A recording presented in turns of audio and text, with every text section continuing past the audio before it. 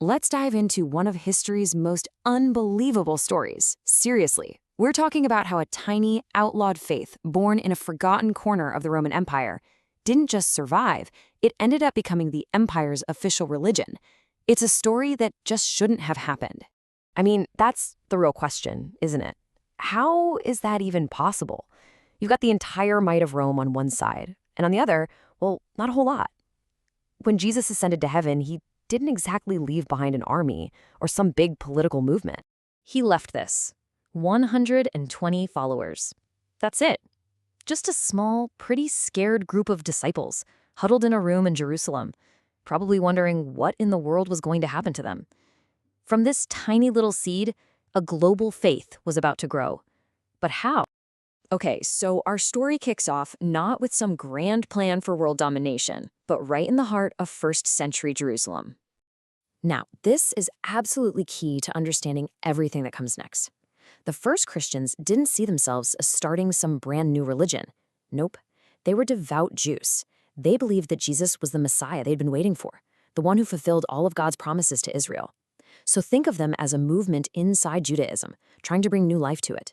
But then, one single event changed the game completely. And that event was Pentecost.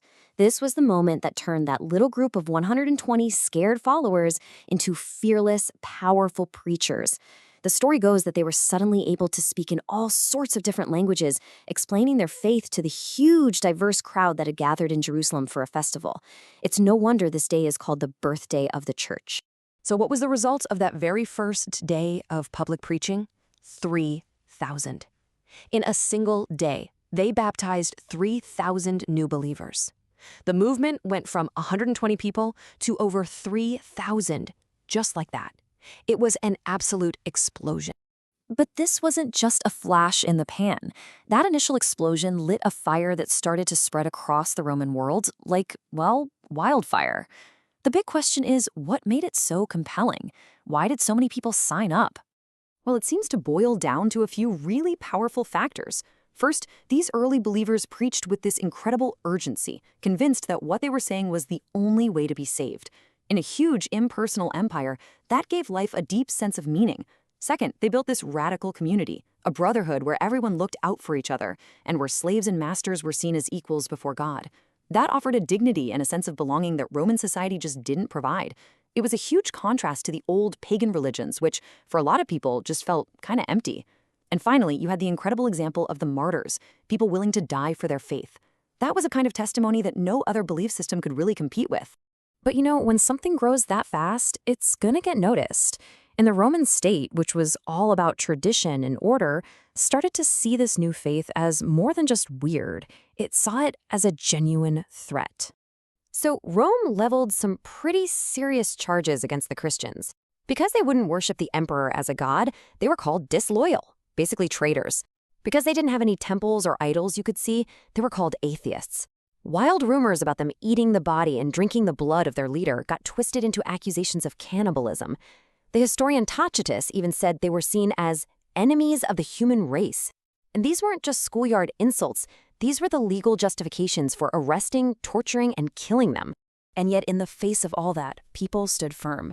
Take a look at this quote from Polycarp, an old bishop. When the Roman official told him to just curse Christ and save his own life, this is what he said. He was burned at the stake. This was the raw, personal cost of the conflict, and it happened thousands and thousands of times across the empire. As if fighting the entire Roman Empire wasn't enough, the early church was also fighting a critical battle from within. This wasn't a war of swords, it was a war of ideas. The biggest internal threat came from a movement called Gnosticism. It was this complex mashup of Christian ideas, pagan philosophy, and mysticism. Basically, Gnostics taught that the physical world we live in was a giant mistake, created by an evil, lesser god, and the only way to escape it was to get your hands on some secret spiritual knowledge, or gnosis. And this is where you can see why Gnosticism was such a massive problem. It offered a completely different Jesus. To the Gnostics, Jesus was a spirit who only looked human, because anything physical, like a body, had to be evil. So his mission wasn't to die for sins, but to deliver that secret knowledge. The crucifixion, that was just an illusion. This was the complete opposite of what the apostles taught, that Jesus was fully God and fully man, and that his real physical death and resurrection were the whole point of salvation. So, to fight this, the church had to get organized and define what it actually believed. It basically built three critical guardrails for the faith. First, they created a common statement of belief, what we know as the Apostles' Creed, to nail down the absolute essentials. Second, they settled on an official list of scriptures, the New Testament canon, so everyone knew which texts were the real deal and which were Gnostic forgeries. And third, they firmed up the authority of bishops, who could trace their teaching directly back to the original apostles. This made sure the message stayed consistent. Okay, so having survived attacks from the outside and massive confusion on the inside, the church came into the 4th century stronger and more organized than ever. But Rome had one last desperate punch to throw. In the year 303, the Emperor Diocletian launched the most brutal, systematic, empire-wide persecution they had ever seen. The goal was simple: wipe Christianity off the face of the earth. His first order? Destroy all churches, burn all scriptures. The second? Arrest all the clergy. And finally, in 304, the final command: every single citizen in the empire had to publicly sacrifice to the Roman gods or die. This was it, the ultimate test. And then, it failed. It was horrific, but it couldn't break the church. In 311 AD, one of the emperors, Galerius, literally from his deathbed, sent out an edict. He admitted the whole thing was a failure and he officially ended the persecution. He granted Christians the right to exist and even asked them to pray to their God for the good of the empire. After centuries of struggle, just like that, the war was over. So you go from 120 followers to becoming the dominant faith of the world's most powerful empire, all in under 300 years.